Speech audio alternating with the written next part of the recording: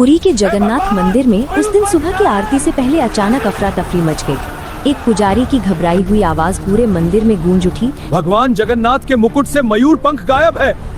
देखते ही देखते मंदिर में भीड़ जमा हो गई। लोग एक दूसरे से पूछने लगे कि ऐसा कैसे हो सकता है। और फिर धीरे धीरे सबकी नजर मंदिर में काम करने वाली एक बूढ़ी दादी और उसके 8 साल के नाती दुगू पर टिक गई। वो दादी बरसों से उसी मंदिर में झाड़ू पोछा और सेवा का काम करती थी। उम्र लगभग 70 साल थी, कमर झुकी हुई रहती थी, हाथ अक्सर कांपते थे, लेकिन मन बहुत साफ था। लोगों के लिए वो बस एक काम करने वाली बुढ़िया थी, मगर दादी के लिए वही मंदिर उनका घर था। वहीं वो रहती थीं, वहीं खाती थीं और वहीं उनका पूरा जीवन बीत रहा था। दादी की पूरी दुनिया बस उनका नाती दुगू था। दुगू के माता पिता कई साल पहले एक सड़क हादसे में गुजर गए थे। तब से दादी ही उसकी माँ भी थी और पिता भी। दुगू दिन भर मंदिर के आंगन में खेलता रहता, घंटियों की आवाज से बातें करता और भगवान जगन्नाथ को देखकर मासूमियत से मुस्कुरा देता। वो अक्सर दादी से पूछता कि भगवान की आंखें इतनी बड़ी क्यों हैं, तो दादी हंसकर कहती थी कि ताकि भगवान सबको देख सके। उस दिन शाम के समय जब आरती होने ही वाली थी, दुगू अचानक भगवान के सामने रुक गया। उसकी नजर भगवान जगन्नाथ के मुकुट पर लगी मयूर पंख पर टिक गई और उसी पल उसने दादी से जिद पकड़ ली कि उसे वही पंख चाहिए। दादी घबरा गई और उन्होंने समझाने की कोशिश की कि वो भगवान का पंख है, लेकिन दुगू रोने लगा, जमीन पर बैठ गया और कहने लगा कि उसे वही चाहिए। दिन भर की थकान, भूख और बच्चे के आंसू देखकर दादी का दिल पसीज गया। मंदिर बंद होने का समय हो रहा था। दादी भगवान के सामने बैठ गई, हाथ जोड़कर उन्होंने मन ही मन कहा कि ये बच्चा पहले ही सब कुछ खो चुका है। अगर इसके चेहरे की मुस्कान उनके एक पाप से लौट सकती है तो वो पाप उन्हें मंजूर है। उसी पल दादी को ऐसा लगा जैसे भगवान जगन्नाथ की पलकों में हल्की सी हरकत हुई हो, मानो उन्होंने इजाजत दे दी हो। कांपते हाथों से दादी ने मयूर पंख उतारा और दुगू को दे दिया। दुगू खुशी से उछल पड़ा, हंसने लगा और खेलने लगा। दादी ने सोचा कि सुबह होने से पहले पंख वापस रख देंगी, लेकिन उम्र और दिन भर की मेहनत की वजह से उनकी आंख लग गई। सुबह जब मंदिर खुला तो पुजारी ने जैसे ही भगवान को देखा, वो चिल्ला उठा कि मयूर पंख नहीं है। मंदिर में हड़कंप मच गया और लोगों को तुरंत याद आया कि रात को वहाँ सिर्फ वही दादी थी। दादी को बुलाया गया और उससे पहले कि वो कुछ कह पाती, दुगू को सामने लाया गया। उससे पूछा गया कि क्या दादी ने पंख लिया था। दुगू मासूम था, उसे चोरी और जिद का फर्क नहीं पता था। उसने सिर हिलाकर फां कह दिया। बस इतना सुनते ही लोग भड़क उठे और दादी पर चोरी और भगवान के अपमान का आरोप लगाने लगे। मंदिर की समिति बैठी और फैसला सुनाया गया कि दादी की उम्र और सेवा को देखते हुए उन्हें सजा नहीं दी जाएगी, लेकिन दादी और दुगू अब मंदिर में नहीं रह सकते, क्योंकि ये मंदिर की मर्यादा का सवाल है। दादी के पास कोई और घर नहीं था। फिर भी वो रोती हुई दुगू का हाथ पकड़कर मंदिर की सीढ़ियों से नीचे उतर गई। दुगू रास्ते भर पूछता रहा कि वो भगवान के घर से क्यों जा रहे हैं, लेकिन दादी के पास कोई जवाब नहीं था। उस रात सड़क किनारे ठंड में दादी बैठी रही। दुगू उनके आंचल में सिमटकर सो गया। दादी ने 2 दिन से कुछ खाया नहीं था। ऊपर से ठंड, अपमान और बच्चे की चिंता ने उनकी ताकत छीन ली। सुबह जब दुगू उठा तो दादी नहीं हिली। उसने उन्हें जगाने की बहुत कोशिश की, फिर डरते डरते मंदिर जाकर लोगों से कहा कि उसकी दादी नहीं उठ रही। जब सच्चाई सामने आई तो पता चला कि दादी अब इस दुनिया में नहीं रही। दुगू ने मासूमियत से पूछा कि दादी कहाँ गई हैं, तो उसे बताया गया कि वो भगवान जगन्नाथ के पास चली गई हैं। दादी के अंतिम संस्कार के बाद दुगू को मंदिर के अंदर रहने की अनुमति मिल गई थी। बाहर से देखने वालों को लगा कि अब सब ठीक हो जाएगा। अब बच्चा भगवान के घर में सुरक्षित है, अब उसे कोई दुख नहीं होगा। लेकिन सच्चाई ये थी कि मंदिर के भीतर रहते हुए भी दुगू पहले से ज्यादा अकेला हो गया था। दादी के जाने के बाद वो हर सुबह उसी जगह बैठता जहां वो झाड़ू लगाया करती थी। जैसे अगर वो बहुत देर तक देखता रहा तो दादी वहीं से निकल आएंगी और मुस्कुराकर कहेंगी कि चल दुगू, भगवान की आरती का समय हो गया है। लोग दुगू को देखकर सिर हिलाते थे, कोई दया से, कोई शक से। कुछ लोग कहते थे कि चलो अच्छा हुआ बच्चा भगवान के पास है, अब इसकी जिंदगी सुधर जाएगी। लेकिन वही लोग जब आगे बढ़ते तो धीमी आवाज में ये भी जोड़ देते कि आखिर है तो वही बुढ़िया का पोता जिसने भगवान का मयूर पंख उतरवा दिया था। दुगू ये बातें सुनता था, समझता भी था, लेकिन अब उसके पास रोने की भी ताकत नहीं बची थी। हर रात जब मंदिर खाली हो जाता और दीपक की रोशनी हल्की पड़ जाती, दुगू भगवान जगन्नाथ के सामने बैठ जाता। उसे लगता था कि अब दादी भगवान के पास है, अब भगवान जरूर उससे बात करेंगे। वो धीरे धीरे पूछता था कि दादी ठीक तो है, उन्हें ठंड तो नहीं लग रही, और क्या वो उससे नाराज तो नहीं है। हर रात उसे लगता था कि आज जवाब मिलेगा, आज कुछ अच्छा होगा, लेकिन हर बार उसे सिर्फ खामोशी मिलती थी। और वो खामोशी उसके दिल को और ज्यादा भारी बना देती थी। एक दिन मंदिर में बहुत भीड़ थी।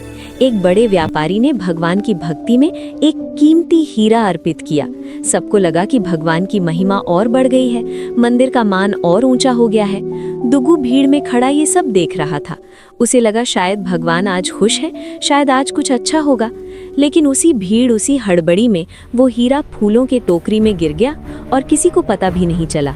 अगले दिन जब हीरे का जिक्र हुआ और वो नहीं मिला तो मंदिर में वही पुरानी हवा लौट आई। सवाल उठने लगे, आवाजें तेज होने लगी और बिना किसी सबूत के लोगों की नजरें फिर से दुगु पर टिक गईं। किसी ने कहा कि इतना मासूम दिखता है, लेकिन भरोसा नहीं किया जा सकता। किसी ने कहा कि खून में ही चोरी है। दुगु ने रोते हुए कहा कि उसने कुछ नहीं लिया, उसकी दादी भी चोर नहीं थी। लेकिन इस बार उसकी आवाज पहले से ज्यादा कमजोर थी, जैसे वो खुद भी अब खुद पर भरोसा खो रहा हो। तभी एक पुजारी दौड़ता हुआ आया और बताया कि हीरा मिल गया है, वो फूलों की टोकरी में था।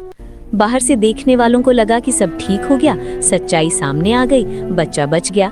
लेकिन असल में उस पल दुगु के अंदर कुछ टूट गया था।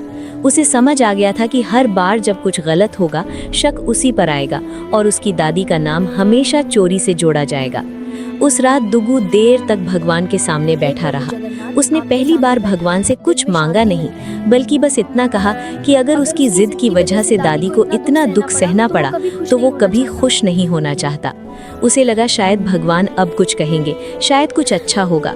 लेकिन जवाब फिर नहीं आया और उसी चुप्पी में बिना किसी को पता चले एक बहुत बड़ा बुरा समय दुगु की जिंदगी में धीरे धीरे कदम रख चुका था। हीरे वाली घटना के बाद बाहर से देखने वालों को लगा कि अब सब समझ गए होंगे कि दुगु चोर नहीं है, कि अब मंदिर के लोग उसे अपनाएंगे, कि अब उसकी जिंदगी थोड़ा आसान हो जाएगी। खुद दुगु को भी पहली बार ऐसा लगा कि शायद भगवान ने सच्चाई दिखा दी है और अब हालात बदलेंगे। लेकिन सच्चाई इसके उलट थी। शक भले ही खत्म हो गया हो, पर भरोसा कभी लौटा ही नहीं। लोग अब सीधे कुछ नहीं कहते थे, मगर उनकी नजरों में वो अपनापन नहीं था जो एक बच्चे को चाहिए होता है। मुख्य पुजारी किसी काम से एक हफ्ते के लिए मंदिर से बाहर चले गए। उनके जाते ही दुगु पूरी तरह अकेला पड़ गया।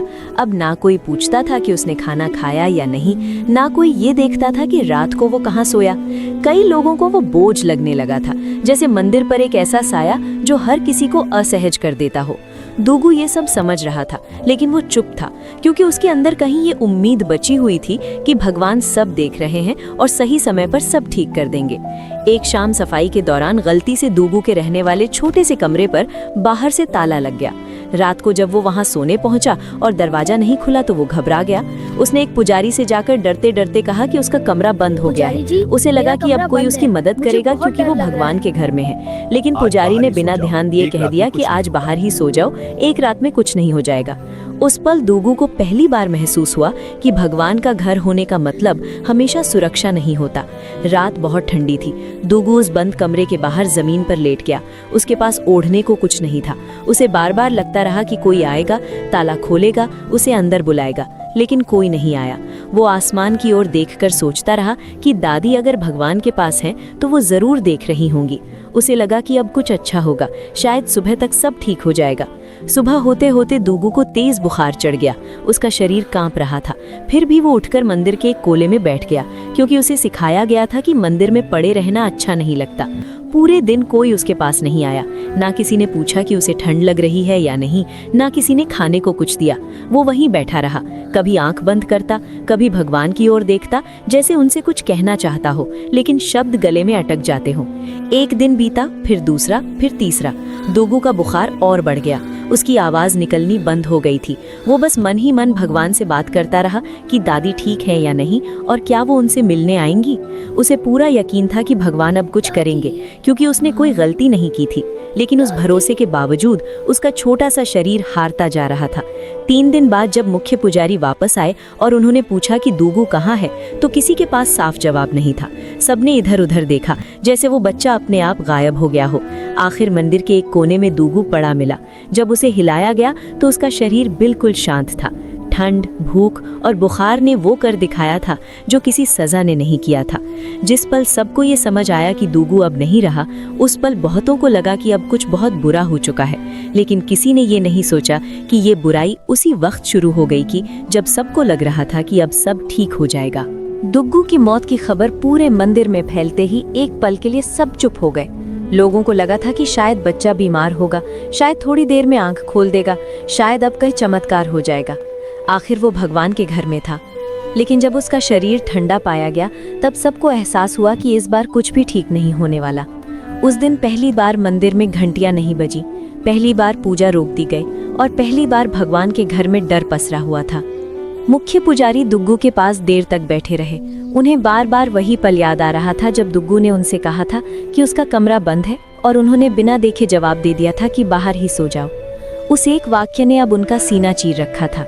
उन्हें लग रहा था कि अगर उस रात उन्होंने बस एक बार भी ध्यान दिया होता तो शायद आज कहानी कुछ और होती।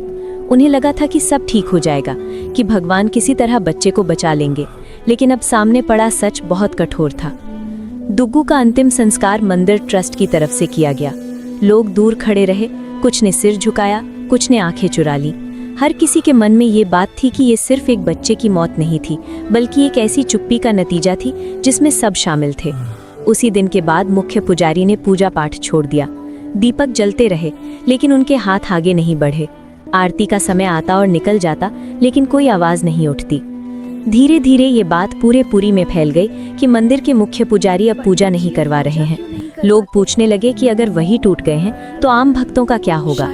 कुछ लोगों ने कहा कि शायद भगवान नाराज है, कुछ ने कहा कि शायद पुजारी का विश्वास डगमगा गया है। सच ये था कि मुख्य पुजारी हर रात भगवान के सामने बैठकर एक ही सवाल दोहराते रहते थे कि अगर दुग्गू निर्दोष था तो उसे इतना दर्द क्यों सहना पड़ा।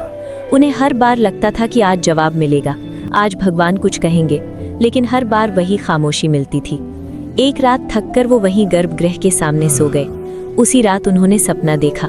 उन्होंने देखा कि भगवान जगन्नाथ के पीछे दुग्गू और उसकी दादी बैठे हैं। दादी शांत थीं, उनके चेहरे पर कोई शिकायत नहीं थी और दुग्गू खेल रहा था, हंस रहा था, जैसे उसे कभी ठंड, भूख या अपमान का एहसास ही न हुआ हो। मुख्य पुजारी रोते हुए बोले कि प्रभु, आपने बच्चे को क्यों नहीं बचाया, आपने मुझे क्यों नहीं रोका। तब भगवान जगन्नाथ ने कहा कि दुग्गू यहाँ सजा भुगतने नहीं आया था, वो यहाँ आईना दिखाने आया था।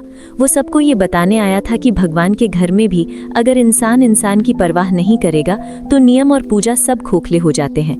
भगवान ने कहा कि खुद को दोषी मानकर टूट जाना आसान है, लेकिन सही रास्ता ये है कि उस बच्चे की मौत बेकार न जाए।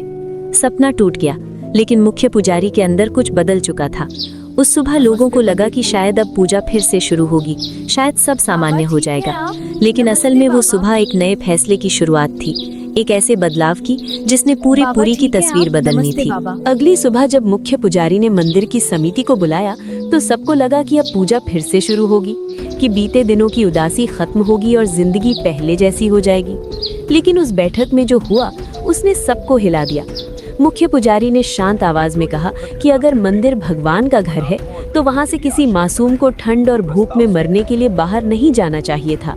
उन्होंने कहा कि दुग्गू की मौत किसी एक इंसान की गलती नहीं थी, बल्कि उस सोच की गलती थी जिसमें नियम सबसे ऊपर थे और करुणा सबसे नीचे। कई लोग असहज हो गए। कुछ ने कहा कि जो हो गया वो हो गया, अब आगे बढ़ना चाहिए। सबको लगा कि अब मामला यहीं खत्म हो जाएगा, बस थोड़ी देर में सब सामान्य हो जाएगा। लेकिन तभी मुख्य पुजारी ने वो बात कही जिसकी किसी ने उम्मीद नहीं की थी। उन्होंने कहा कि अगर आज भी कुछ नहीं बदला गया तो भगवान की पूजा सिर्फ एक रस्म बनकर रह जाएगी। उसी पल फैसला लिया गया कि मंदिर के बाहर एक वृद्धाश्रम और एक अनाथ आश्रम बनाया जाएगा, ताकि फिर कभी कोई दादी सड़क किनारे ठंड से न मरे और कोई दुग्गू भूखा न सोए। लोगों को लगा कि ये सिर्फ एक घोषणा है, कि कागजों में बात लिख दी जाएगी और धीरे धीरे भूल भी जाएगी। लेकिन इस बार ऐसा नहीं हुआ। उसी हफ्ते काम शुरू हुआ। मंदिर की दीवारों के बाहर वो जगह बदलने लगी जहां पहले सिर्फ अनदेखे चेहरे दिखते थे। कुछ ही दिनों में वहां बुजुर्गों के लिए बिस्तर लगे, बच्चों के लिए रसोई जली और पहली बार मंदिर की सीढ़ियों पर बैठे अनाथ बच्चों को बिना मांगे खाना मिला। मुख्य पुजारी हर दिन वहां जाते, बच्चों के बीच बैठते, उन्हें दुग्गू और उसकी दादी की कहानी सुनाते। वो बताते कि कैसे एक मासूम जिद ने एक बुढ़िया पर चूड़ी का दाग लगा दिया और कैसे वही दाग पूरे समाज के चेहरे पर भी था। बच्चे चुपचाप सुनते और हर बार ये कहानी खत्म होने से पहले पूछते कि क्या दूगू अब ठीक है। पुजारी बस इतना कहते कि दूगू अब भगवान के घर में है और वहीं से देख रहा है कि क्या हम सच में कुछ बदल पाए हैं या नहीं। अब जब भी कोई भक्त भगवान जगन्नाथ के मुकुट की ओर देखता और मयूर पंख को देखता तो उसे सिर्फ एक आभूषण नहीं दिखता था, उसे एक बच्चे की मासूमियत और एक दादी की ममता याद आती थी। लोगों को धीरे धीरे समझ आने लगा था कि भगवान हमेशा चमत्कार से नहीं बल्कि इंसानों के फैसलों से काम करते हैं। कहा जाता है कि आज भी देर रात जब मंदिर में सन्नाटा होता है तो कुछ लोगों को ऐसा महसूस होता है जैसे कोई छोटा सा बच्चा भगवान के सामने बैठा उनसे बातें कर रहा हो। शायद वही दूगू जो अब किसी एक कहानी का हिस्सा नहीं बल्कि हर उस बच्चे की मुस्कान में जिंदा है, जिसे अब मंदिर की सीढ़ियों पर अकेले नहीं सोना पड़ता। और तभी समझ आता है कि उस दिन जो सबसे बुरा हुआ वही आगे चलकर सबसे बड़ा बदलाव बना, क्योंकि कभी कभी भगवान किसी को बचाकर नहीं बल्कि उसकी कुर्बानी से पूरी दुनिया को बदलते हैं। कहानी का सार बहुत कुछ समेटे हुए है। मैं बस यही कहूँगी कि हम सबके घर में बुजुर्ग माँ बाप, दादी और बाबा होंगे। जितना हो सके उनका ध्यान रखें, उनसे बात करें। पता नहीं कौन सी बात उनके साथ आखिरी हो, और जब आप अपने माँ बाप का ध्यान रखेंगे तो बच्चे भी आपको देखकर सीखेंगे। जीवन का सबसे बड़ा सबक यही है। जब हमें लगता है कि हम अपने बुजुर्ग माँ बाप या दादी बाबा की मदद कर रहे हैं, पर असल में वो हमारी मदद कर रहे होते हैं। जय जगन्नाथ। हम ऐसे ही समाज और बच्चों को बेहतर बनाते रहेंगे। कमेंट करिए आपने इस कहानी से क्या सीखा। आपके कमेंट से और लोग भी प्रेरित होंगे। जय जगन्नाथ भगवान की।